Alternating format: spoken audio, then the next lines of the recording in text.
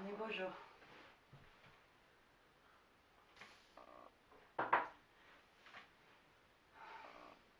Yesterday I attended our board of directors meeting here in Sault Ste. Marie. This was a regularly scheduled meeting for Tuesday, October 15, 2019. First of all, I'd like to honor the request of Director McLeod in getting this information out there.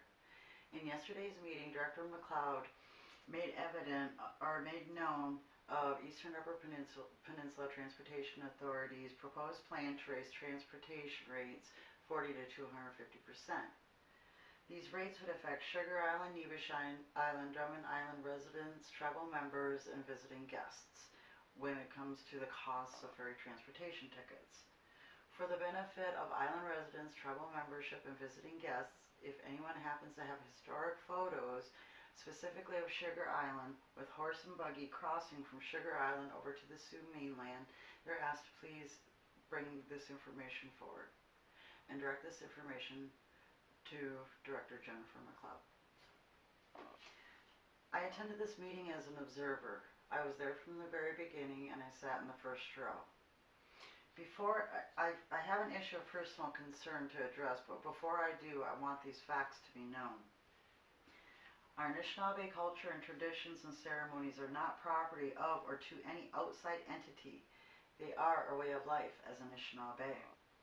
We, as a federally recognized tribe and as Anishinaabe within the tribe, are first and foremost protected under the federal umbrella in its colonial laws, and specifically under the U.S. constitutional freedom of religion and our own people's first constitutional freedom under the American Indian Religious Freedom Act of 1978. Federal law trumps tribal law. What I'm about to say and have said from this time forward, I am protected under the U.S. Constitution for the right of freedom of speech and expression. There was a specific agenda item of concern that was listed regarding our Anishinaabe culture, traditions, and ceremonies. This agenda item I'm referring to was an invocation that was to include prayer, smudging, and presentation of our 7 grandfather teachings. I smelled no smudge, I seen no smoke or eagle feather, I was not offered smudge, nor did I hear any fluent Anishinaabe when constituting a traditional invocational prayer. There also was no address to our 7 grandfather teachings. I ask of our tribal leadership, please do not dismiss our Anishinaabe culture, traditions, and ceremonies. I ask of our tribal leadership in action to preserve, advocate, promote, and exercise our Anishinaabe culture, traditions, and ceremonies. I do support and advocate for the invocation agenda item in and for all Board of Director meetings. Our language speakers are the cornerstone of our Indian tribal sovereignties. Our Anishinaabe language speakers hold the foundation cultural element for us as a tribal nation to be recognized as our own culture of people.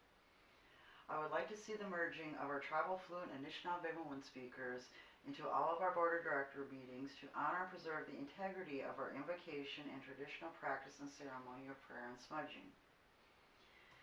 In yesterday's meeting, the Board of Directors exercised their vote to remove at least 2 items from the agenda in accordance to tribal code.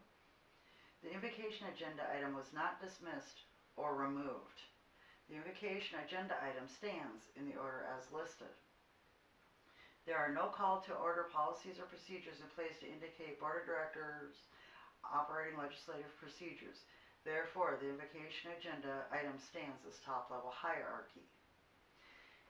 Invocation makes specific reference in all contexts to our Anishinaabe way of life, our Anishinaabe cultural traditions, ceremonies, and values.